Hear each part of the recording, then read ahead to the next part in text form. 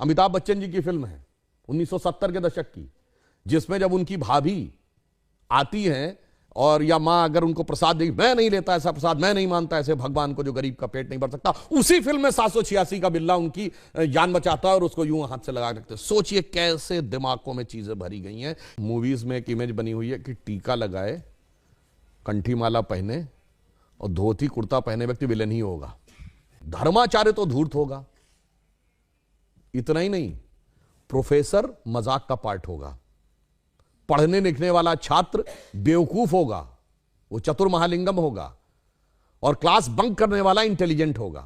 हर Hindi film में south Indian मजाक का पार्ट होगा। हम लोग के जन्म के आसपास के जमाने की फिल्म वो कौन सी थी, पड़ोसन, मास्टर पिल्लई, एक चतुर नार करके सिंगार, वो भी मजाक के पार्ट होंगे।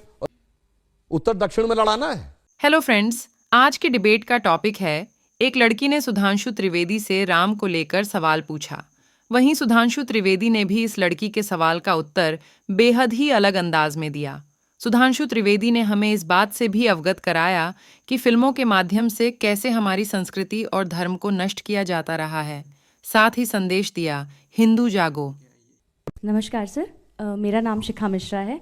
हमारी जो युवा पीढ़ी है और जो आने वाली पीढ़ियां हैं, हमने श्री राम की और सनातन धर्म की एक अलग ही परिभाषा बनाई हुई है आजकल, वो जय श्री राम सुन के और मूवीज़ वगैरह देख के। तो आपसे मैं जानना चाहूँगी कि हमारे लिए कौन सा सही तरीका होगा जिससे हम प्रभु राम को जान पाए जो प्रभु श्री राम हैं। देखिए, जो आपने बात कही वो सही बात है। मूवीज में एक इमेज बनी हुई है कि टीका लगाए, कंठी माला पहने और धोती कुर्ता पहने व्यक्ति विलेन ही होगा, ये तय मान लीजिएगा।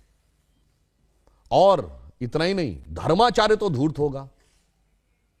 इतना ही नहीं, प्रोफेसर मजाक का पार्ट होगा, पढ़ने लिखने वाला छात्र बेवकूफ होगा, वो चतुर महालिंगम होगा, और क्लास बंक करने वाला इंटेलिजेंट होगा।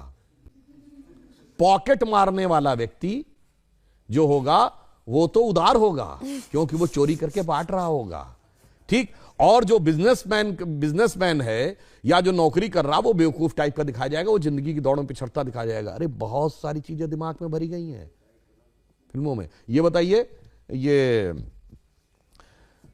फौजी के डिसिप्लिन का मजाक उड़ेगा। हर हिंदी फिल्म में साउथ इंडियन मजाक का पार्ट होगा। हम लोग के जन्म के आसपास के जमाने की फिल्म वो कौन सी थी, पड़ोसन, मास्टर पिल्लई, एक चतुर नार करके सिंगार, वो भी मजाक के पार्ट होंगे। और अभी इधर कौन सी फिल्म थी, इसमें खजाना खोजने के लिए जाते हैं, जिसमें वो कहता है कि गोवा तक पहुंचने के लिए कितना टाइम लगेगा, उसने कहा जब तक नाम बताऊंगा तो बता देगा, श्रीनिवास, वेंकटेश, फलाना, अय्यर, उसका ही मजाक। भाई ये क्या है? उत्तर दक्षिण में लड़ाना है। हर फिल्म में सरदार मजाक का पार्ट होगा।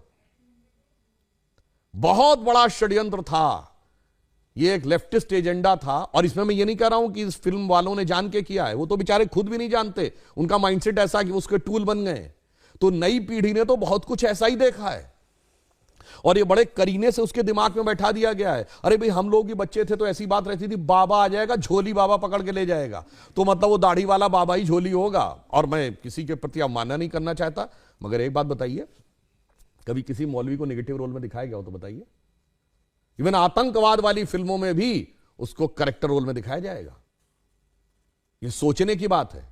एक ही फिल्म में, अमिताभ बच्चन जी की फिल्म है 1970 के दशक की, जिसमें जब उनकी भाभी आती हैं और या मां अगर उनको प्रसाद देगी, मैं नहीं लेता ऐसा प्रसाद, मैं नहीं मानता ऐसे भगवान को जो गरीब का पेट नहीं भर सकता, उसी फिल्म में 786 का बिल्ला उनकी जान बचाता है और उसको यूं हाथ से लगा रखते हैं। सोचिए कैसे दिमागों में चीजें भरी गई हैं। इसलिए मैं युवा पीढ़ी से कहूंगा, इस जगत प्रपंच से बाहर निकलिए और ओरिजिनल अपने टेक्स्ट पढ़िए। विवेकानंद का साहित्य पढ़िए, स्वामी रामतीर्थ का साहित्य पढ़िए, श्री अरविंदो का साहित्य पढ़िए, गांधी जी ने जो लिखा है उसको पढ़िए। कार्यक्रम के शुरू होने से पहले कुछ आप विवरण दे रहे थे, मैं चाहती हूँ वो दर्शकों तक भी पहुंचे, कैसे समय की चाल बदली। देखिए, हम आपको एक बात ये बताएं, आप सब ने शनि की 7.5 वर्ड सुना होगा। ये 7.5 का मतलब क्या होता है? शनि एक राशि पे 2.5 साल रहता है और वो इतना शक्तिशाली, जिसे ढैया कहते हैं आप, एक उसकी इतना शक्तिशाली होता है कि एक राशि आगे और एक राशि पीछे तक इंपैक्ट रखता है। यानी कोई बहुत पावरफुल है तो उसका इंपैक्ट एक स्टेप आगे एक स्टेप पीछे, तो 2.5, 2.5, 2.5, 7.5। तो कहते हैं ना, पहली ढैया, दूसरी ढैया, तीसरी ढैया, 12 राशियां हैं तो टोटल कितना हुआ? 12 × 2.5, 30 ईयर्स। तो शनि का रोटेशन साइकिल 30 ईयर्स है। भगवान राम के भी तो 7.5 ही लगी थी, कहा था तो बन गए थे। तो 2.5 साल मतलब 30 साल का रोटेशन साइकिल शनि का है। ये तो हमें हजारों साल से पता था, इनको कब पता चला? अभी 100-200 साल पहले। और ये बताते हमको यार हम साइंटिफिक थे, तुम नहीं थे। मेरे भाई, तुमने तो कहा सूर्य पृथ्वी के चारों ओर घूमता है, और मजे की बात जानते क्या है? गैलीलियो ने कहा 1633 में कि सूर्य पृथ्वी के चारों ओर घूमता है। यह गलत है, पृथ्वी सूर्य के चारों ओर घूमती है। तो उसको कह दिया गया कि तुम्हारी मौत की सजा दे दी जाएगी। उसने माफी मांगी, उसको अपराधी चर्च का घोषित किया गया, चर्च का अपराधी। और वो चर्च के अपराधी की श्रेणी में जानते कब तक रहा है? 1992 तक। पोप जॉन पॉल सेकंड ने उसका नाम हटवाया। वरना जिस जमाने में स्पेस में सैटेलाइट पहुंच गया, आदमी 69 में चांद पहुंच गया, और तब तक वो इस बात के लिए दोषी था, मगर कोई नहीं कहता उनसे कि आपके धर्म में कोई आपत्तिजनक बात लिखी हुई है, इसे हटाने की आवश्यकता है। मगर जहां सबसे साइंटिफिक बातें लिखी हैं, वहां पे लोग कहते हैं कि इसमें हटाने की आवश्यकता, उसको हटा। इस षड्यंत्र को समझना चाहिए। इस षड्यंत्र को आप भली भांति समझें तो आपको समझ में आएगा कि जो सभ्यता सर्वाधिक उदार है, उसी सभ्यता के साथ सबसे अधिक छल किया जाता है, जिसे हम कहना चाहेंगे आजादी का अमृतकाल है। तो हम कहते थे ना, हो गए हैं स्वप्न सब साकार, कैसे मान ले हम, टल गया सर से व्यथा का भार, कैसे मान ले हम। राष्ट्र को है लोग भूले, स्वार्थ है युग मंत्र सारा, वर्ग जाति विभेद की अब बह रही है कलुष धारा।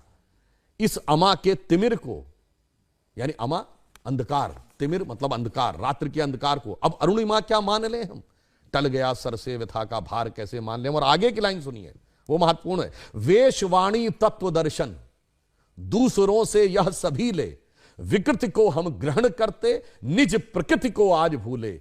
इस विदेशी नकल को अब अस्मिता क्या मान ले हम, हो गए हैं स्वप्न सब साकार, कैसे मान ले हम। इसीलिए मोदी जी ने क्या कहा है, अमृतकाल के जो 5 प्रण हैं, उनमें पहला है भारत को विकसित राष्ट्र बनाना है, दूसरा है गुलामी की मानसिकता के हर प्रभाव से अपने को मुक्त करना है, और तीसरा है अपनी विरासत पे गर्व करना है।